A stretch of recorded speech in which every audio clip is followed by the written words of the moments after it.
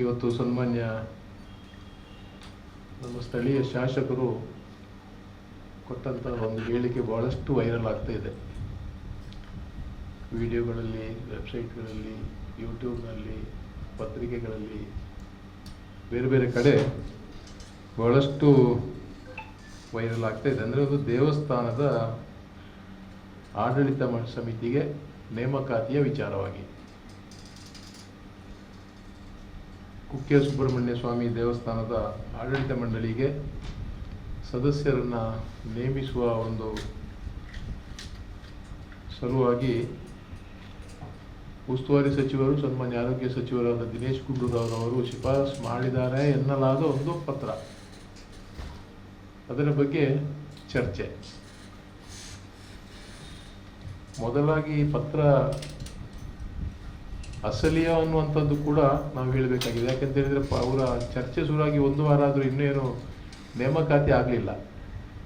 ಅನೇಕ ಪತ್ರಗಳು ಇಂತಹ ಅನಾಮಧೇಯ ಪತ್ರಗಳು ಮತ್ತು ಇದು ಅನಾಮಧೇಯ ಅಲ್ಲ, ಅವರು ದಸ್ಕತ್ ಹಾಕಿದ್ದನ್ನು ಕೂಡ ತೋರಿಸಿದ್ದಾರೆ.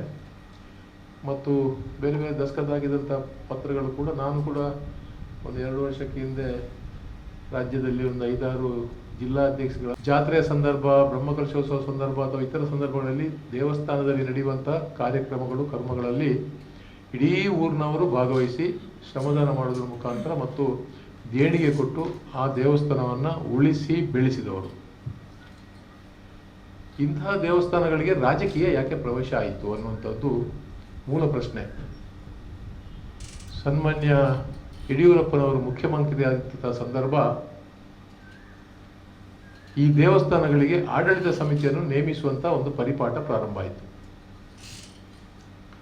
ಆಗ ಅವರ ಪಕ್ಷ ಸರ್ಕಾರದಿತ್ತು, ಅವರ ಪಕ್ಷದ ಕಾರ್ಯಕರ್ತರುಗಳನ್ನು ದೇವಸ್ಥಾನದ ಆಡಳಿತ ಸಮಿತಿಗೆ ನೇಮಕ ಮಾಡುವ ಮುಖಾಂತರ ದೇವಸ್ಥಾನದಲ್ಲಿ ಕೂಡ ರಾಜಕೀಯ ಪ್ರಾರಂಭ ಮಾಡುವಂತಹ ಕೆಲಸವನ್ನ ಪ್ರಾರಂಭ ಮಾಡಿದ್ದು ಬಿಜೆಪಿಯ ಸನ್ಮಾನ್ಯ ವೇದವ್ಯಾಸ ಕಾಮತ್ರವರ ನಾಯಕರಾದ BS ಯಡಿಯೂರಪ್ಪನವರು ಮುಖ್ಯಮಂತ್ರಿ ಆಗಿದ್ದಂತಹ ಸಂದರ್ಭ.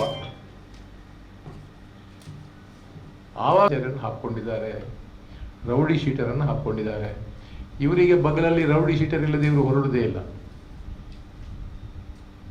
ಇದೇ ಜಿಲ್ಲೆಯ ಒಬ್ಬ ಒಂದು ವ್ಯಕ್ತಿಯನ್ನ RTI ಕಾರ್ಯಕರ್ತರನ್ನ ಕೊಲೆ ಮಾಡಿದಂತಹ ವ್ಯಕ್ತಿ, ಕೊಲೆ ಕೇಸಿರುವ ವ್ಯಕ್ತಿ, ರೌಡಿ ಶೀಟರ್ ಕೂಡ.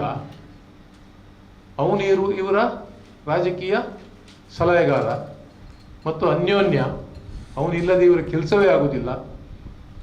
ಎಲ್ಲವನ್ನೂ ಈ ಒಂದು ವಿಧಾನಸಭಾ ಕ್ಷೇತ್ರದಲ್ಲಿ ಅವರ ಮುಖಾಂತರವೇ ಇಡೀ ವಿಧಾನಸಭೆ ಕ್ಷೇತ್ರ ವ್ಯಾಪಿ ನಡೆಯುವಂಥದ್ದು.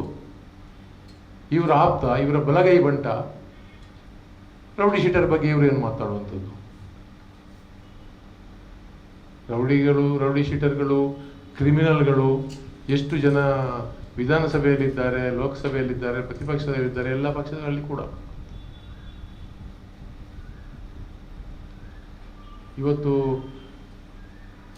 ಅವನ ಮೇಲೆ ಕೇಸ್ ಆಗಿದೆ ಅನ್ನುವಂಥದ್ದನ್ನು ಹೇಳ್ತಾರೆ.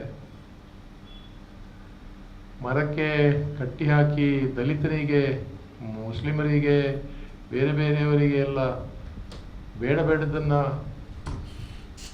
ಸೇವಿಸುವಂತಹ ಕೆಲಸ ಮಾಡಿದವರು ಕೂಡ ಇವತ್ತು ಶಾಸಕರಾಗಿದ್ದಾರೆ.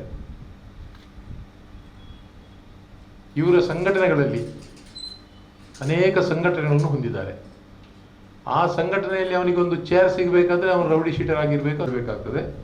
23 ವರ್ಷದ ಹಿಂದೆ ದೇವಸ್ಥಾನದ ಅಂಗಡಿಯನ್ನ ಏಲಂಗೆ ಪಡ್ಕೊಂಡು ಅದರಲ್ಲಿ ಸಂಪೂರ್ಣ ನಷ್ಟ ಆಗಿ ದುಡ್ಡು ಕಟ್ಟದೆ ಬಾಕಿ ಉಳಿದದ್ದು ಹೌದು. ಆದರೆ ಅವರು ಅನೇಕ ಜನ ಇವತ್ತು ದೇವಸ್ಥಾನಗಳಿಗೆ ಕೋಟ್ಯಾಂತರ ಲಕ್ಷಾಂತರ ರೂಪಾಯಿ ಕಟ್ಟದೆ ಕೋರ್ಟಿಗೆ ಹೋಗಿ ದಾವೆ ಹೂಡಿ ಸ್ಟೇ ತಂದು ಅದನ್ನು ದೇವಸ್ಥಾನದ ಹಣವನ್ನು ದುರುಪಯೋಗಪಡಿಸಿದಂಥ ಉದಾಹರಣೆಗಳಿವೆ. ಆದರೆ ಇವರು 2 ವರ್ಷದಲ್ಲಿಯೇ ಆ ದುಡ್ಡನ್ನು ಮರುಪಾವತಿ ಮಾಡಿದ್ದಾರೆ. ದಾಖಲೆಗಳು ದೇವಸ್ಥಾನದಲ್ಲಿ ಇದೆ.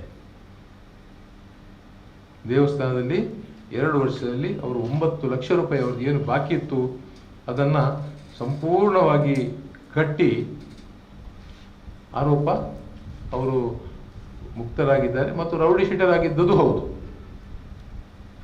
12 ವರ್ಷಗಳ ಹಿಂದೆಯೇ ಅವರ ರೌಡಿ ಶೀಟರನ್ನು ಅವರನ್ನು ಅದರಿಂದ ಬಿಡುಗಡೆ ಆಗಿದ್ದಾರೆ. ಅಂದರೆ ಅವರು ಒಂದು 12 ವರ್ಷಕ್ಕೆ ಹಿಂದೆ ತೆಗೆದಿದ್ದಾರೆ ಅಂತ ಹೇಳಿದ್ರೆ ಅದಕ್ಕೂ ಒಂದು 10 ವರ್ಷಕ್ಕೆ ಹಿಂದೆ ಅವರು ಆ ಒಳ್ಳೆಯ ಗುಣನಡತೆ ಇರಬೇಕು ಮತ್ತು ಯಾವುದೇ ಕೇಸ್ ಇರಬಾರ್ದು ಅನ್ನುವಂಥ ಒಂದು ಕ್ಲಾಸ್ನಿಂದ ಆ ರೌಡಿ ಶೀಟರ್ ಪಟ್ಟ ತೆಗೆಯುವಂಥದ್ದು.